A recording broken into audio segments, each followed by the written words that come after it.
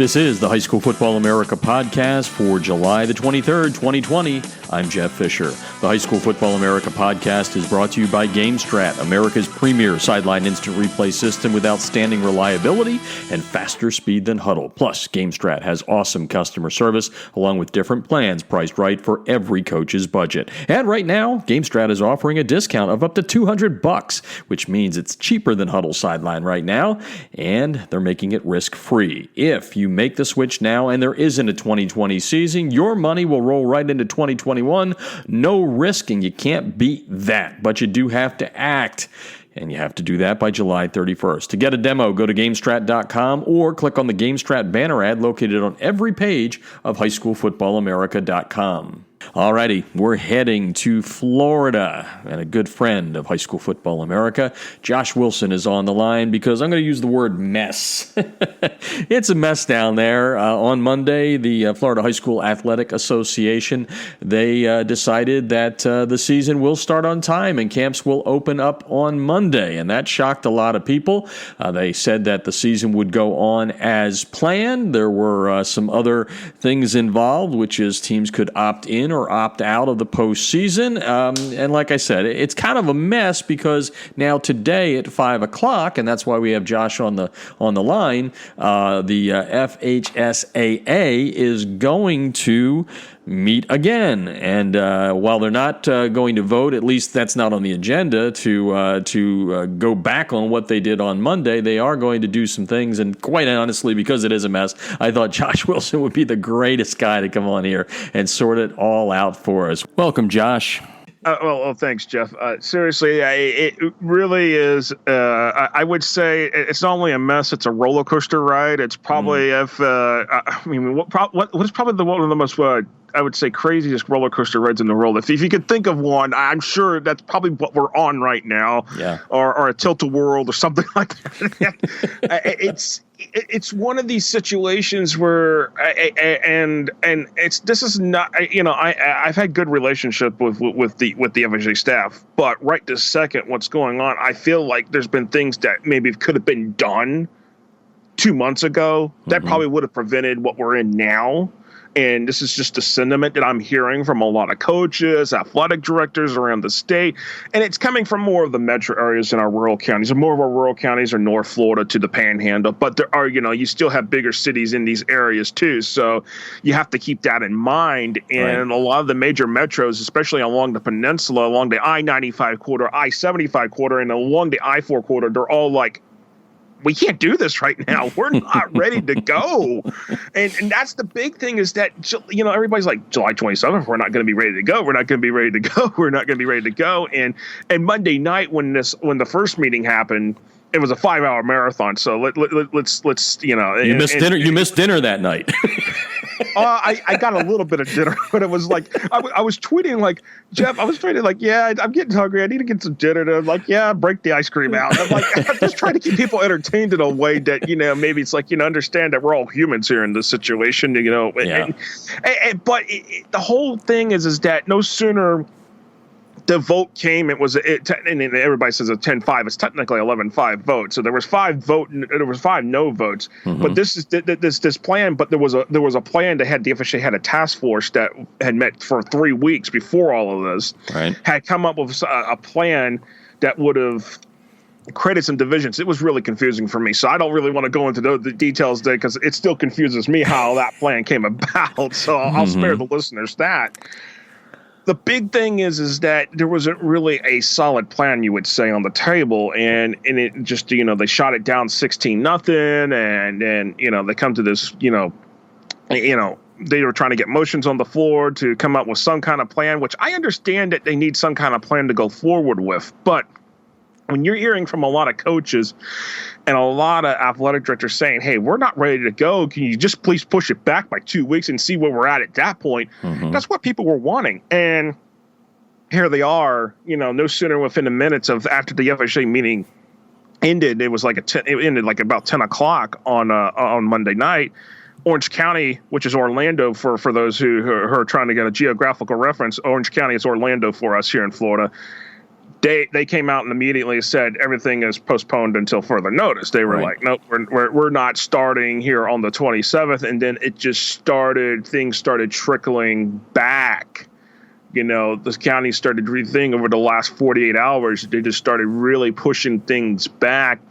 And now you're seeing most of your major metro areas where you've got to the point of where go down to Miami-Dade County, they're saying, hey, we might be done with the FHA totally. I was going to ask you that question. I mean, is that a threat? Is it just kind of a hey? Let's see. No, this is a serious threat. It will be an agenda item on their next school board meeting on August 12th. So this is the vice chair of the school board, and it's been a radical idea for years down there that South Florida would break away from the Florida High School Athletic Association. It's always been, just a radical idea. It's always been kind of, talked about then die off, talked about and then die off. Mm-hmm. But now with all of this, South Florida feels like, hey, we've been shafted here because, if you look at it, last year, seven of the eight state champions come from where at South Florida. Mm-hmm. So, and some people feel like it's a slight to them, and that's they may see it that way, and it necessarily might not be that way to other people. So the sentiments of the thoughts and feelings going around the state right now is so wide open, and it's varies where you're at. I mean, you could be, let's just put it this way: you can be in Polk County and feel one way, and be, which is Lakeland, and you can be in Highlands County, which is the county south of them, which is Sebring, and they feel a whole different way because it's where you're at. It's where the number of cases have been exponentially high compared to those that haven't been. And as of this morning, Florida added a whole another 10,000 some cases to the thing, and we've recorded our highest amount of deaths. So now we're in a situation where, okay, are we really getting our situation under control?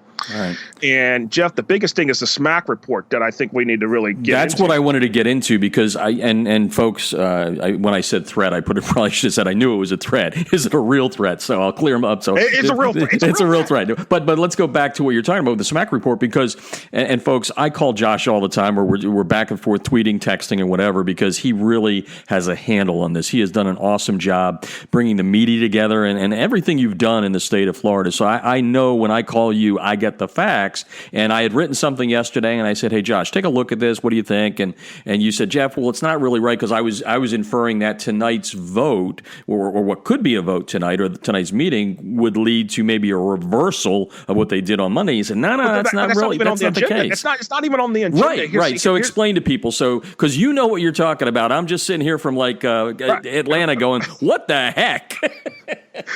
Yeah, and the funny thing is, between where I'm at in Gainesville to Atlanta is only 6 hours, so it's we're not even really that far away in terms of distance. But so talk about the SMAC report. The SMAC report had several recommendations. This is going to be item A on the agenda tonight at 5:00, which, by the way, that will be streamed on the FHA YouTube channel. It's FHSAA videos. So they're not doing it through they're doing it through Zoom, but they're not letting people register through Zoom to watch through Zoom. So they're just going to stream it through YouTube because there was on YouTube alone they had over 4,000 viewers on Monday night. So this is definitely high interest, high octane information that people are trying to listen to, trying to understand. So the SMAC is short for Sports Medicine Advisory Committee. This is something that is in our state statutes. This is something that the FHA is required to have by state law. And it's like 8 doctors, a chiropractor, a dentist, a former or retired coach. It's a committee, and what they recommended was their first recommendation. Actually, before that. And this is available on the FHA.org for the meeting agenda, so people can go there and find that. And but this report, it was about SARS-CoV-2, which is the virus that causes COVID-19. So they really went into the technical medical definitions with this report, and trying to explain, okay, this is what's going on, and trying to point out that Here's how the lines have gone for, okay, here's the United States, here's Europe, with the European Union, here's Canada, here's Japan, here's how things have been going on. And, our trajectory in terms of where the U.S. is at right now has not been good. So that's where they're trying to point out. But the first recommendation to come was delay the start of football and girls volleyball until further notice, which has got some people in an uproar already, because we're like, we can't do that. We're taking a season away from the kids, which I understand. And I think for all of us across the media that cover high school sports, we don't want to see the kids not play. But I think in the name of safety, we're all looking at it. When a doctor speaks and when a doctor takes that Hippocratic oath, which one of the board members, Chris Petrika, had the doctor that presented this, who's Dr. Jennifer Maynard of the well-known Mayo Clinic that only has 3 campuses in this country, one of them being in Jacksonville. So, when you read the Hippocratic oath and have it said, I think you kind of you take a pause for a moment and you realize, a doctor's not going to sit there and put their career on the line to put this kind of report together to have it be political. And that's what some people feel like it's political. And in my perspective as a media member, when a doctor speaks, you listen, because I'm not a doctor. You're not a doctor. A lot of us are not doctors. Right. So, but it came down delay the start of football and girls volleyball until further notice. And they want to, but the people are missing the points of reevaluate every 2 to 3 weeks. And once schools get open, which schools are pushing their opening start dates back by 2 to 3 weeks already. So, a lot of schools were going to start here August 10th. Well, that's not happening. They're pushing those dates back further, and some going back to the 31st of August. So that's how far back we're seeing school districts push back on opening day. And what they want to see is a downward trajectory of documented COVID-19 cases, or a downward trajectory of positive tests as a percentage of total tests, where it's flattening or increasing volumes of tests where the number, and they really like to see a 28-day moving period where it's less than 5% positivity using the 7-day moving average of tests. So that's what they're wanting to see. And right now, the state of Florida is not seeing that terms of that number coming down to under 5%. And Josh, just so I can get that right, when you say you're talking about the FHSAA, right? That's who you're talking about. They want to see the FHA follow this consideration, which is what the SMAC committee wants to see. They want to see the FHA follow this they want to see them follow every recommendation, because all 3 recommendations that are in this report were 10-0. There was no disagreements among the group. It was a unanimous 10-0. This is what we are recommending here. So when I feel like when you got something that's a unanimous decision coming from a group, I think you really have to take and listen to that, because that's like saying, hey, we've got an issue here, and this is what it is. It's an issue, and and they want to. And one of the other things is require at least 2 weeks of practice before competition, which is standard anyways already as it is. But once you get to that 28-day period, we've hit under 5%. Then you all can go out there and practice. Then, and 2 weeks later, you can have your first game. Or it can change. I mean, everything is fluid. I mean, it's there's no doubt. Josh Wilson's on the line. Great job he does with Florida high school football. It's FloridaHSFootball.com. We're talking about a meeting coming up tonight by the state's governing body, looking at the SMAC report. As we led into that last question, it's there is nothing on the agenda that would say, hey, we're going to reverse Monday's decision, which says we're going to open camps on the start date of Monday, and we're going to go from there, regular schedule. So what's your take? I mean, with it not being on the schedule, can it come up for a vote tonight? In other words, after they go through the SMAC report, can they possibly take it to the point where they go, well, we're going to revisit what we did Monday? Yeah, they can definitely, make an motion to amend the agenda and put this on there and say, hey, we're going to revisit this. But until that motion happens, it's not there at this particular point. And, a couple of the other recommendations SMAC is strongly suggesting is, okay, they want stuff to be consistent with the CDC guidelines, and that, they want all FHA member schools to have COVID-19 screening procedures in place that includes a standardized subjective questionnaire and an objective temperature screening. They want everybody to basically be on the same page. But by leaving it in the district's hands, each district could have a different set of guidelines that could be varying, and that could cause, what they're seeing is that could cause problems, because you could cross county lines to play a game, and this county's following this set, and your county's following a different set of rules. So that's what they're trying to get, I guess, hint at. It's like, hey, we need to all be on the same page with this. And then another thing is, prior to any participation, all student athletes should just complete a COVID-19 specific consent to participate and waiver acknowledging the risk known and potentially unknown of COVID-19 virus, which they recommend they officially creates this waiver. And, it'd be a similar form that they already uses that is already there. So all of this comes down to, Jeff, there's a lot of, there is misinformation out there. Don't get me wrong about that. Mm-hmm. But there's also a lot of folks are like, we still don't know a lot about this virus. We still don't know what it can do. When people say it's like a flu, my thought is I tend to disagree with it. This is not, flu happens every year. We get that, but this virus, we don't know what the damaging effects are. And they've already said one in 3 of school age children in this state are testing positive. So that's a number there. That's flying. Yeah, I want to ask you something, and I would love to have the time to do this, and I'm sure we could kind of rally all of our friends around the country that do what we do to figure it out. And the question is this that was posed to me. Do we know, since practice is ramped back up, and of course, I think the only state that had true contact may have been Illinois for a couple of days. So, we've all been doing the social distancing, all the safe things. But what are the numbers in Florida that you've heard or seen? Because, every so often you'll see a story, right? You're searching the internet like I do for national news, right, and you'll see, a kid in Illinois tested positive. A football player. I'm talking football players now. What's it like down there? Well, we had one situation here at a school. At a school in Central Florida, where they were doing the group. It's to various high school down in Lake County, which is just north of Orlando. They had a situation where they were doing the social distancing with the workouts outside, but Mother Nature snuck up with the typical Florida summer thunderstorms that we get here.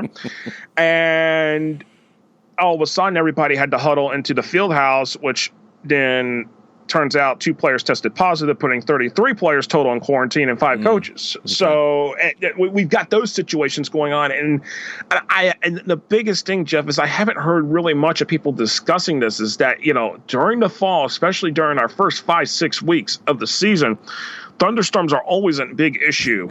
And what about that word hurricane? That was another one I was getting to. And we're already up to the G named storm of the season, and we're not even to the end of July yet, and we're about ready to probably have the H named storm that's going to form in the Gulf of Mexico. So, if we're already up to H, what does that say that when we get to August, which is usually the typical peak of hurricane season, what's going to happen? Yeah. August, September, right around there, that stretch, that is usually the worst time. And Florida's always a bullseye every year. I don't care if it's going to be an active season or not. We're the bullseye no matter what. This is a part of living in the tropics, Mm-hmm. That's the biggest 2 things, and I don't really hear much discussion about that, and I feel like there needs to be more discussion, especially what do you do if you're going to play and all of a sudden a thunderstorm shows up? What are you going to do? Are you throwing the kids on the bus? Are you taking them to a safe building? Now, that's part of the this plan that's sitting here that's on the agenda tonight, and it's a return to participation guide. And Jeff, to see some of this, I feel like looking at this return to participation guide that's being put on the agenda for consideration. Mm-hmm. I feel like that should have been on the agenda Monday night, not now. Because if you were serious about this would have been something that you would have been in discussion about way before now. Henceforth, the word mess that I used at the top. Yes. I wasn't being disrespectful. There's a lot of messes, but it doesn't seem to be as bad in some other states. Let me ask you this. And I think you and I talked about this offline, the follow the leader mentality, right? So California's moved to January, right? New Mexico has gone to the spring. Virginia has gone to the spring. Some states around you, Georgia, we looked like we were going to go full bore right on time. That's changed 2 weeks back, but a full season. Alabama today, a little bit later today, is going to say, yep, we're definitely going as planned. So what's the follow the leader mentality buzz in Florida? In other words, do you think Florida is even looking at some of these other states? And if they are, do you think it's bending them one way or the other? Because the great thing about living in the tropics, you can play year round if you need to. So just kind of a lot of stuff in there. Just take a shot at it. Well, the follow the leader mentality has been kind of, at the state level. The FHA stance has always been, we're following the lead of our governor and the Florida Department of Education. And sometimes, in my thought process is that sometimes you have to step outside the box and say, okay, y'all may want to open schools, but is it necessarily safe to be having athletic contests to start with? And that's what a lot of school leaders are saying. And a lot of school leaders basically have repeated the same thing over and over. And coaches have said, we just want to see guidance from the FHA. We just want to see leadership. That's what they've expressed. I'm not going to sit here and judge the FHA based on, have they been leading or not? But that's what the coaches the coaches have saying. That's what school leaders, superintendents have been saying.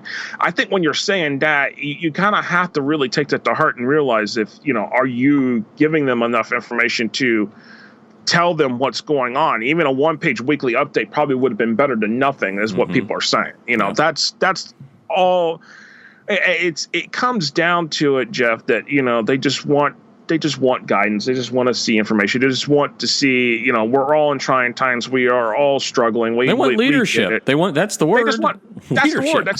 They want leadership. And they feel like the FHA has not provided that. And that's what they're feeling right now. And I feel like when, if your member schools and your member school coaches are saying that, you just need to take a step back and just realize, hey, maybe we need to listen to that. Those are your constituents. Yeah. And here's the thing: you lose your constituents, you may never get them back. Yeah.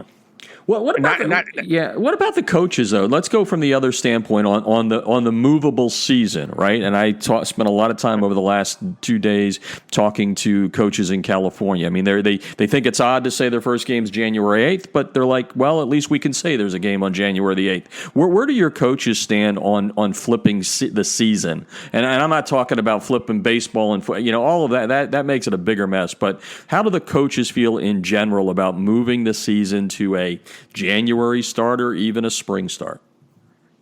Some coaches have raised that, and that idea was brought up in the task force about, okay, let's move the sports seasons around. Let's put the lower risk sports in the fall, which would include some spring sports, but they were afraid, the double whammy that spring took, it would put them in a double whammy there.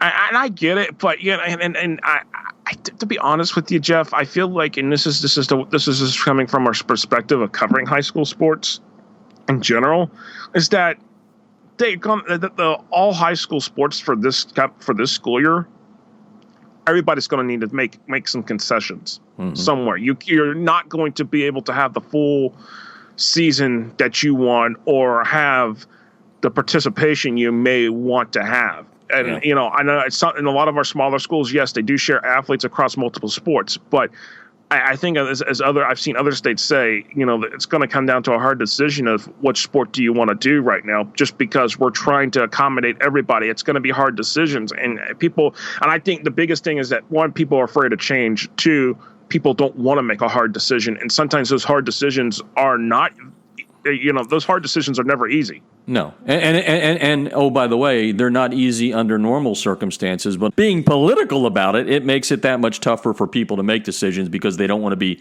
kind of put into whatever pigeonhole that puts them into. I think that's one of the things. Hey, one other thing before I let you go here, because it came up out of Monday. So let's assume, nothing changes and Monday is the way the state's going to go, right? Until further notice. It was interesting, and I know you said you didn't want to go into the groupings and all that, but state series was something that was thrown out there. And I was just curious what that because, all states are saying, okay, we're going to have a shortened season, no playoffs. We're going to have a regular size season, full playoffs. We're not going to do championships, but we'll do sectionals. So what the heck is a state series in Florida for the people out there? State series is our playoff system. Okay. And that's what they call it. That's how they list it in terms of the terminology and the FHA handbook. It's a state series, and this is where the FHA makes most of their money, is through the state series. Yeah. So and this is how they operate. Well, as a lot of things that the counties, interesting enough, I just had a coach, so while we're sitting here talking, messaged me what this coalition, especially like Central Florida, is going to be, because Osceola County, which is just the county south of Orlando, which is part of where part of Disney World sits at as well. Disney World spans two counties, for those who are trying to understand the geography here.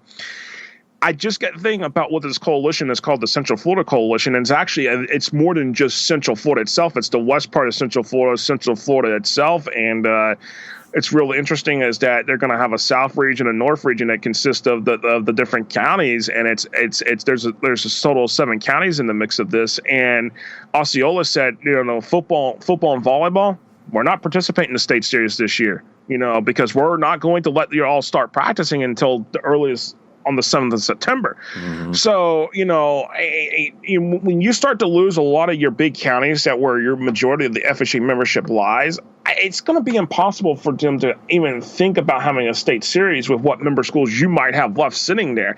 And the biggest thing is, and I hear this from people, is if the schools actually go forth, which there is a section in the state statutes that in our state statutes here in Florida that allows public schools to resign to be members of a different association. It basically, technically, it kind of allows them to resign in a way. The way I'm reading it, the way I'm interpreting it, if you start to lose these schools, they may never come back, and you've got to be able to bridge that gap somewhere. And I think that's what people hope that this meeting tonight will bridge that gap. Because if it doesn't, I think the mess will just be tenfold after. And that's not what people in the state really want right now. And I don't think that's what the state of Florida really wants to be looking like in the eyes of the country right now. Well, and it could go the way of California, which has an overall governing body, the CIF, but then it has 10 sections, and the sections really have more of the power, if you will, like the southern section where I lived out there for 6 years. That was the tail that wagged the dog. So I mean, it's possible you could go there. Well,